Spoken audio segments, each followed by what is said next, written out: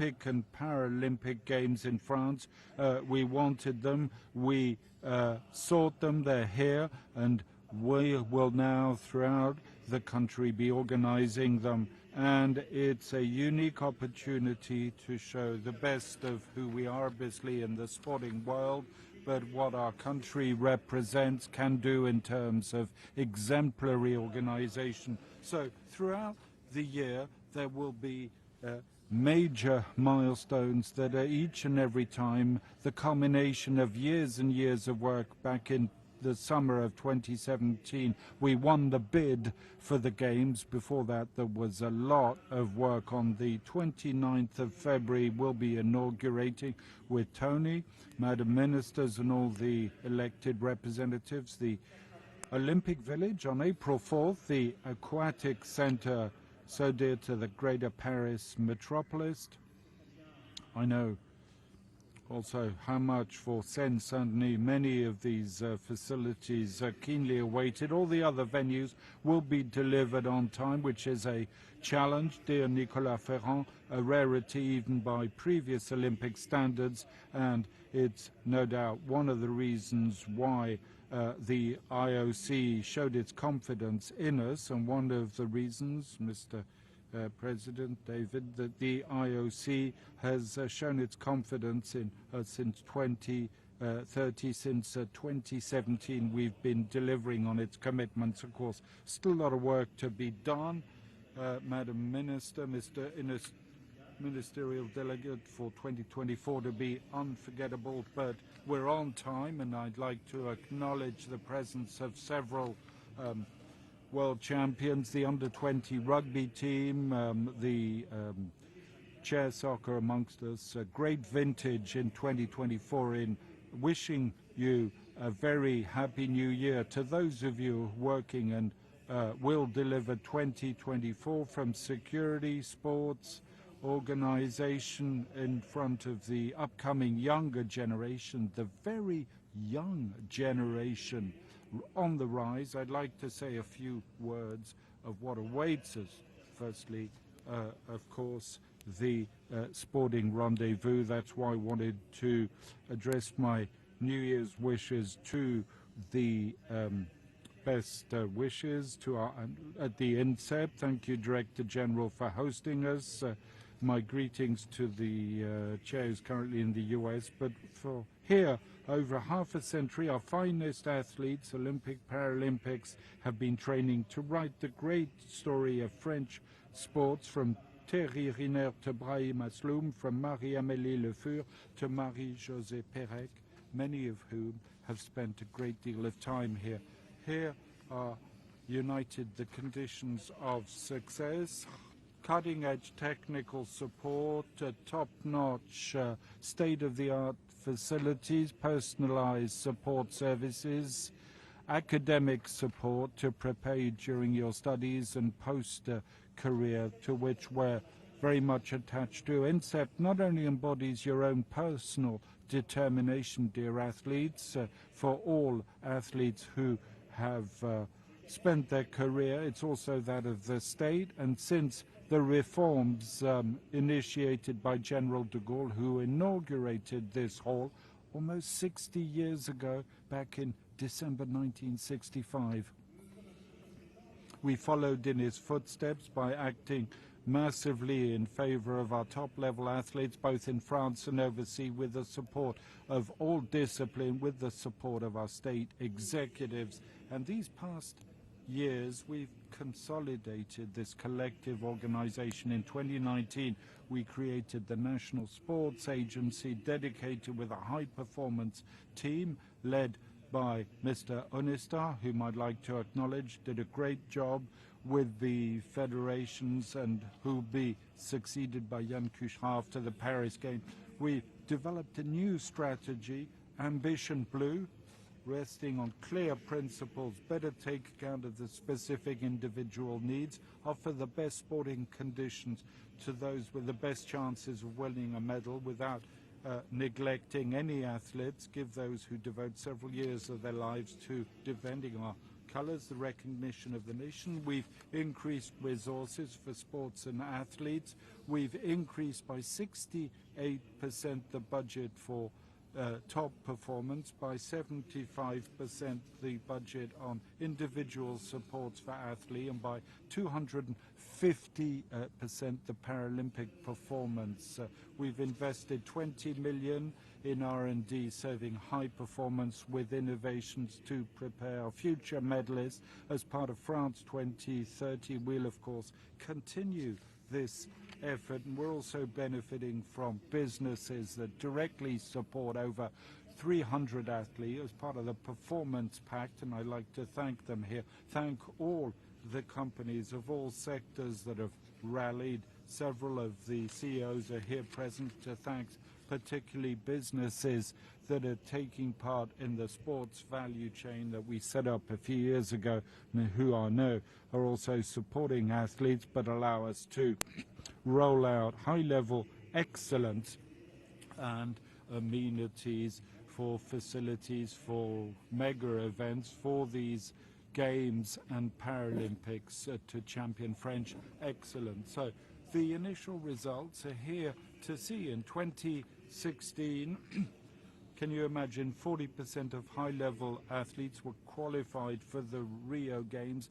living under the poverty line? Thanks to this support business, this administrative effort, there will be not a single athlete in that category in 2020. We still have a few challenging situations that we need to track, but we're almost there, and I'll keep a close eye on all situations. Personally, our delegation will reach a record level with close on 800 Olympic, Paralympics, a record, and we've also made progress in international ranking. Our Olympic top 5 goal is more than ever achievable, according to the latest forecast showing that France could experience its best game since 1900. I don't want to put excessive pressure. I've done that. It's sound, healthy pressure, but then it's down to each and every one of you. All this was indispensable momentum, and it's important. Let me say this, of course, there's everything that must lead us to athletic excellence and sporting excellence for our games, but we will continue the effort after, and I insist on that. You have my commitment. Beyond the 24 games, resources will be maintained through the end of this 5-year term. Looking to the games in 2030, our winter games must benefit from our full attention, not just for our region leaders, Renaud Muselier, who initiated this French will to host in the southern region the Winter Games. He was able to team up with Auvergne-Rhône-Alpes and with President Lefebvre. You found the right equation that convinced the IOC, and will continue with the minister to support these efforts and do that for the full sporting excellence that I've just described. New initiatives are taken to support our athletes who are committed here on the INSEP campus. As of the next academic year, we'll be launching an academic plan with 3 of our French flagships, l'ESSEC, Centrale Supélec, and Sciences Po. Thank you, ministers, for preparing this project. And these 3 major schools will work hand in hand with INSEP to team up and offer the athletes an excellent training course that is accessible and tailored for them, thanks to the mobilization of all higher education institutions. Over 5,000 courses are open to high-level sports students on Parcoursup at the start of the 24 academic years. Useful and tangible measures for the dual project of our athletes are consolidated. As of next school year, we'll have these excellent pathways for high-level education. And so in opening this new year 2024 at your side, I want to convey this first message. We've invested a great deal, done a lot for sporting excellence. The first results are there, but we'll be strengthening them with this full vision of what sporting excellence must be, prepare the athletes, train them, be at their side, support them lastingly with academic training and preparing what will be their future career. Next, in wishing you a happy new year. Of course, if we want to succeed, and there's no doubt about these Olympic and Paralympic Games in 2024, it's an organization that is flawless, that must be set up, and this same quest for excellence, this strive for perfection that has guided all those who've supported our games, this 10-year commitment will be delivered in terms of organization. Dear Tony, I know that the pace is now quickening, excitement is mounting, the desire to get things underway is there, and throughout these Games and Paralympics, with our employees, service providers, all the volunteers at your side, you too will be our French team at the side of the minister and all. Over the past 7 years, we'll be working jointly on this project. You never wavered from your optimism, your creativity, and love of sports and athletes, and I know that with your teams, you will rise to the challenge. The success of the Games will also be the success of the state, local authorities, City of Paris, Île-de-France region, the metropolis, Seine-Saint-Denis, and the major communities involved, Marseille, the southern region, and all local authorities, not forgetting French Polynesia will have the wave. All will be there as we were present for the Rugby World Cup, and we can be very proud of what we achieved a few months ago in France. So several challenges still lie ahead, as we know. First and foremost is that of security. Terrorist threat is present here, as always, on French soil. It's an immense challenge here. I'd like to salute the commitment of the Interior Minister, the police prefect, and all their department. 30,000 policemen and gendarmes. I see here also the competent directors general who are in attendance. I'd like to thank the gendarmerie and the police for 30,000 forces of law and order per day will be involved in ensuring the security coming well beyond the Paris region. It's the full police and gendarmerie will be mobilizing this. I'm extremely grateful because this moment of celebration will be requiring from our law enforcement personnel to sacrifice their leave. It's a real investment, and so of course we'll deliver on the commitments made, as we recall this morning with the Interior Minister whom I met with. I know their commitment, my thanks to them. It's massive, it will be acknowledged, recognized and supported. It's the excellence for this rendezvous. Thank you for your commitment for moments that will be very special. I'm thinking, of course, of the opening ceremony. The second challenge is that of seamless transportation. What does this require? Put simply, we need 15% of additional transit systems on a network that's normally reduced by 20%. Therein lies the challenge. It's huge. There are areas where pressure will be strong, without a doubt. We'll get there with the transit companies, and I'd like to thank the ministers, local authorities who've rallied, and the large transport companies as well as their partners at the side of the regional prefect involved from the word go and the joint ministerial delegate to ensure 100% coverage of venues for 100% of spectators by taking full account of the daily needs of users in the Paris region. That's what we'll do. The government will allow all to fully anticipate, benefit from daily advisories on public transport services and entry the various security areas. This information will be made public in the next few days with support for individuals as well as businesses. The third challenge for flawless organization is making venues accessible to people with disabilities. As part of the National Disability Conference, I announced funding to make our small retailers accessible. In the key sites, we have 100 million euros earmarked for these areas. Over 500 applications have been submitted. I urge each retailer to discover this financial support. We've acted on the taxi fleet. 1,000 are now already accessible, but we mustn't stop there.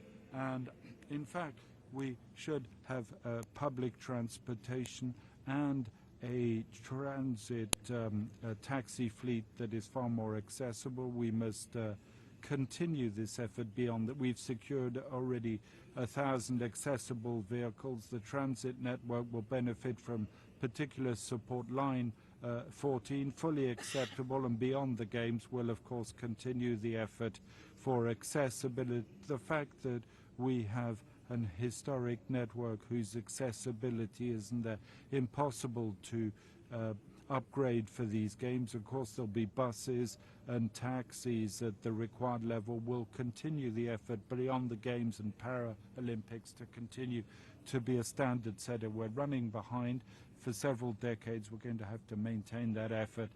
Other objectives in terms of the organization are about to be achieved.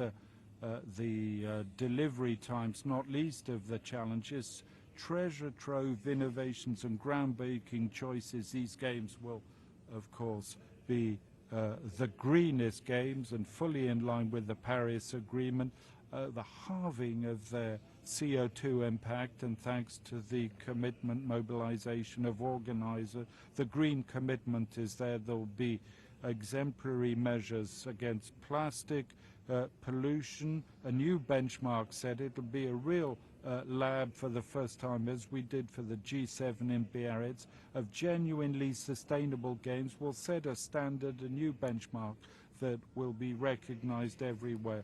Key organization elements, the budget is fully under control.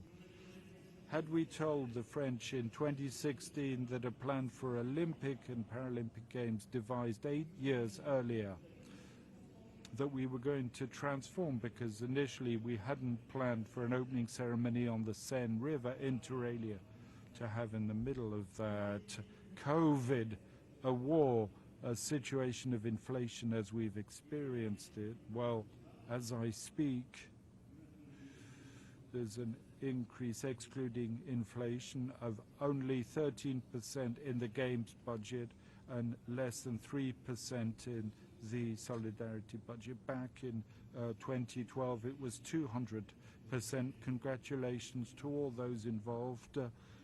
You would have said it was impossible. You've delivered. We're delivering it. We're going to continue to exert pressure until the summer, but well done. But it's great professionalism, great organization, decisions every step of the way. We've delivered. That's an example of energy efficiency that needs to be underscored. Must help us make these games popular. Last but not least, we're touching on social exemplarity. The social charter devised by trade unions, employer organizations under the leadership Bernard Thibault and Geoffroy Roux de Bézieux, I'd like to thank for their investment, is a great innovation, allows us in a concerted fashion to encourage the use of our local asset, massively reduced accident rates on our work site, and it's at an exemplary level, never seen before, to strengthen respect of our employee protection network and to deploy 2.7 million hours of to the benefit nearly 4,000 people far for employment, with a particular effort in Seine-Saint-Denis. I'd like to thank the local communities for leading this effort over the past few years. This must also inspire us for the future. So, a remarkable organization in terms of security, safety for all, logistics, thanks to the group of all those here present, but also long-lasting games, ecologically, financially, and socially speaking. So that was possible, and that's what we're doing and we're managing to do. collectively. So you can be very proud of this. I am, and I would like to thank all of those who took part in this, and I would like to thank all of you, particularly again. I'd like to thank state services, local authorities, and all the businesses and in all the sectors who took part in the effort. Not to mention the associations and all of those who allowed us to do this. So, moving on to our third objective, we want to make this summer a summer of celebrations and pride. Well, a summer full of celebrations and French pride for all.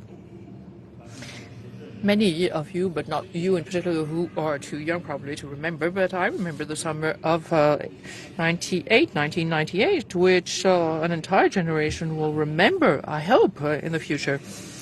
The celebrations will kick off in Marseille on May the 8th with the handover of the torch that will run through the different territories and put a focus on the French destinies, both famous and anonymous, with a testimony to the strength and resilience of our nation and the talents we have. On July 26, all eyes will be on the opening ceremony, directed by Thomas Joly, which will be the first in history to be held not in a stadium, but on the River Seine. So this will be a tribute to the richness of our culture, the beauty of our language, the splendor of our capital, and the universalism of our values. And I can tell you it will be breathtaking. So, for 6 weeks, the greatest celebration of French sports and sports in general will focus on iconic landmarks and locations which are the signature of our capital and our country. And many of these images will be memorable. For example, the 20,000 plus participants in the marathon for all, the fencing at the Grand Palais, the Ceci food under the Eiffel Tower, horse riding at the Chateau de Versailles, surfing in Tahiti, the opening ceremony of the Paralympic Games on the Place de la Concorde. So many things that we thought were not even imaginable some time ago will be occurring. And hundreds of thousands of school children, sports volunteers, and people with disabilities, or even civil servants will be able to access these locations free of charge, thanks to the free ticketing system set up at the French government and local authorities.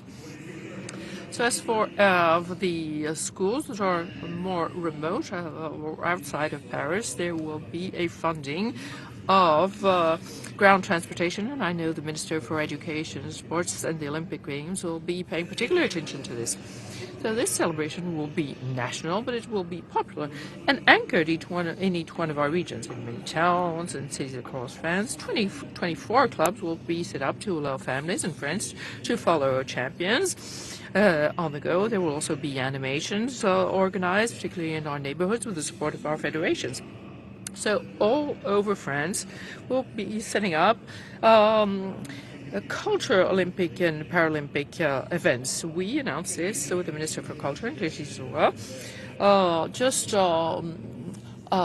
far from the Solidarity Dojo that we set up a year and a half ago.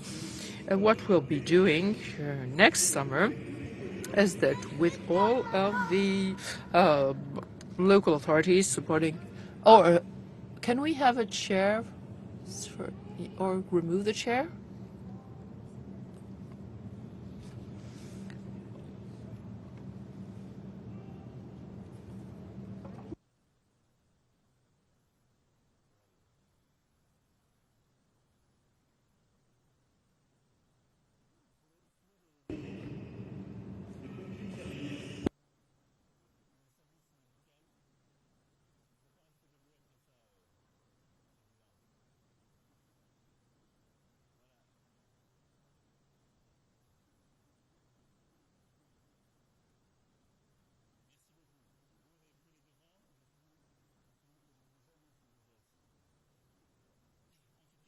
So as I was saying, what we want to do is that this summer these Olympic Games be affordable for all, and that we don't want anybody in more remote neighborhoods saying, "Oh, these Olympic Games are not for me." So we're going to come up with a package of cultural events and sporting events so that people of all generations have access to, for example, libraries or cultural events during opening hours, and by allowing them free access to these locations so that they can have access to a wide range of sporting and cultural events. And lastly, I would like to say that our fourth objective is to have useful Olympics. Now, over and above the fact that we're going to welcome people from all over the world and try and get as many medals as possible, well, we want these games to be part of the legacy. So we have one obsession, which is our legacy. So we want these games to be memorable, but also to provide something useful to all of us. I was mentioning this with the high-level athletes. We want to build something which is not just something fun or a little thing that lasts only the summer. No. Paris 2024, the Olympics and Paralympic Games of the summer, must be more than that. From the facilities, the aquatic center, from corner stores, on train stations, they need to be more accessible. As we've done with the 5 bridges we've built to reconnect Saint-Denis with inner Paris. So we are going to rebuild everything around this in an unprecedented way for the Games. So, in a way, this makes these Games part and parcel of the French tradition. And the French tradition is that of a nation of builders, from Gustave Eiffel to Pierre-Paul Riquet. We have always built constructions and structures that have remained forever after. So I would like to pay tribute to those who built the Olympic Village and extend my warmest thanks to all of the builders, workers, and 2,000 businesses from 85 French departments who have worked day in, day out to build not only the site, but also a testimonial of what a sustainable city of the future can be.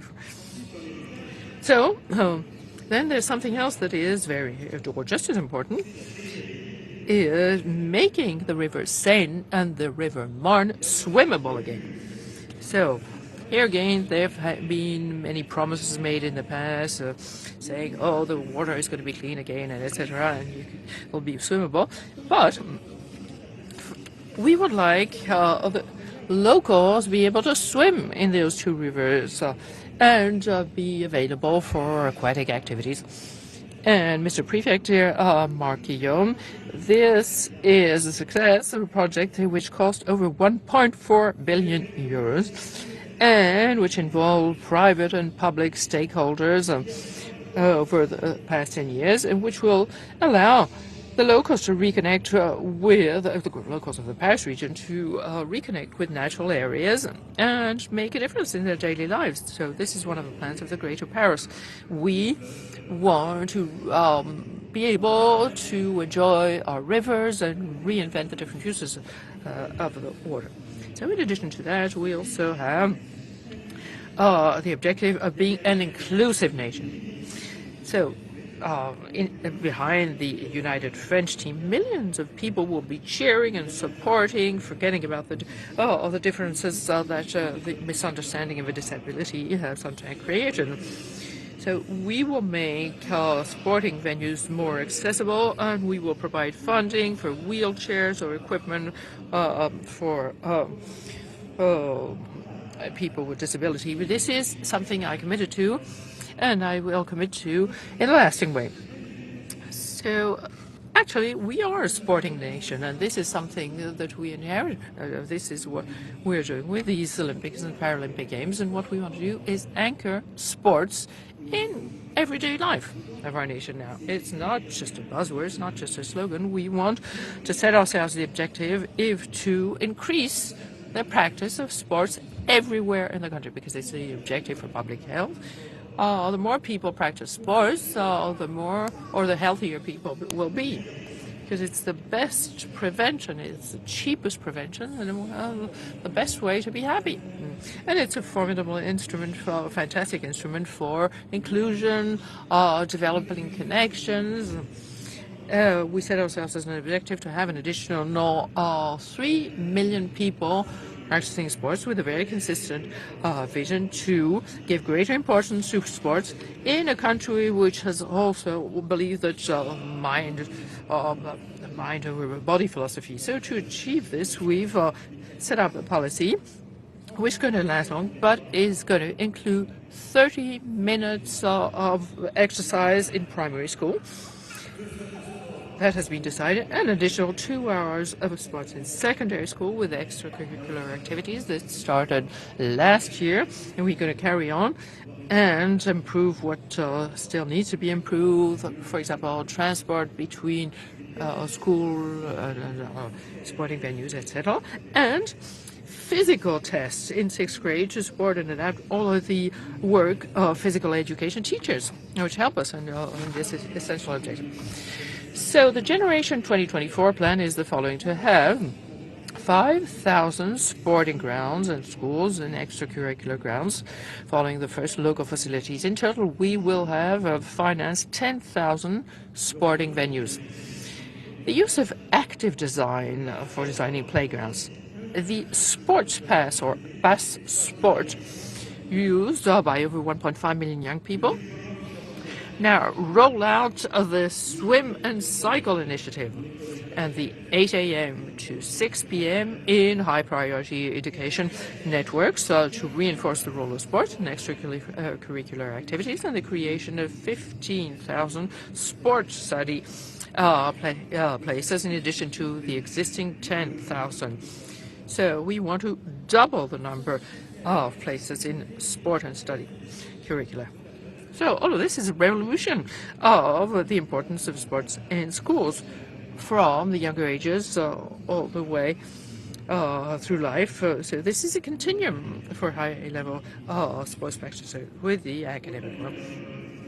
Over and above schools, in addition to schools, we've also gone beyond our target of creating 500 sports and health centers, and we've created incentives for developing sports on the workplace, and we've created over 5,000 jobs financed by the National Agency for Sport. We provided support for the training of 3.5 million volunteers working in our 360,000 sporting associations. And I would like to pay tribute to them today because they are the ones who allow us to carry on in so many cities and or towns. And you all know this. In last October, we launched a new policy to will provide better recognition and support for our clubs in our less privileged neighborhoods in particular, to promote social and professional integration among our young people who are sometimes hard to reach. Now, all of these actions that we developed, we've deployed them without naive optimism. And I would like to pay tribute to the work provided by the Minister for Sports, and in particular Roxana and Emily. And we carry on acting even after the games. And we will try to remain consistent with our policy. We have ambitious goals. The budget of Ministry of Sports budget has been increased by more than 70%, excluding the event of the Olympic Games. Now, this is unprecedented. Some might well say that this is not enough. I mean, the same people who say that were those who said in 2017 that what we were putting in wasn't enough. But that's reality today, and we'll carry on doing so as long as I'm here. The first results are quite good. We have, in addition, 3 million people practicing sports outside of clubs, and a record number of license holders in all disciplines. And because sport is a great national cause, I want to open up a new horizon for the Minister of Sports and for the different sporting movements. Let's double our objective before the end of the 5-year term. Let's convince an additional 3 million people to take up sports. And we know that this is possible, and after the Olympic Games we will have even more sports practice centers. So let's redouble our efforts between the Olympic Games and until 2027. To do so, it's pretty simple. 2024, the great cause dedicated to sport, increasing the number of people practicing sports in school. The motto, read, write, count and move, which we will herald by integrating sports into the initial training of school teachers and reinforcing the recognition of sports in secondary school and university. And generally speaking, for our young people, by redesigning the sports pass as of next year, so that in addition to financial aid, they can, with like the culture pass, find activities that they like, that they're interested in. And with our clubs, we will providing support financial support to our federations and continue making standards more simple and supporting associative employment and volunteering. In the regions, we will support provide additional support to equipment, and as part of the healthcare, we will integrate the treatment, healthcare and sports in the treatment process. The federations will be able to count on us. We will always be there, and we'll carry on moving forward on that. You probably understood that 2024 will be a memorable year, not only in sports, but also in terms of organization, and in terms of celebration of sports and culture, and also because we will carry on paving the way for the future with these games.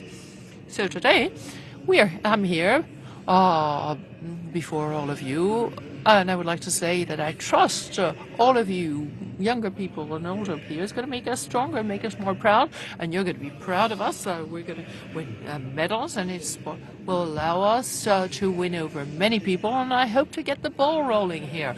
I hope we will have great Olympic Games and great Paralympic Games, but in addition to that, to have a long-lasting heritage and change the importance of sports in our nation.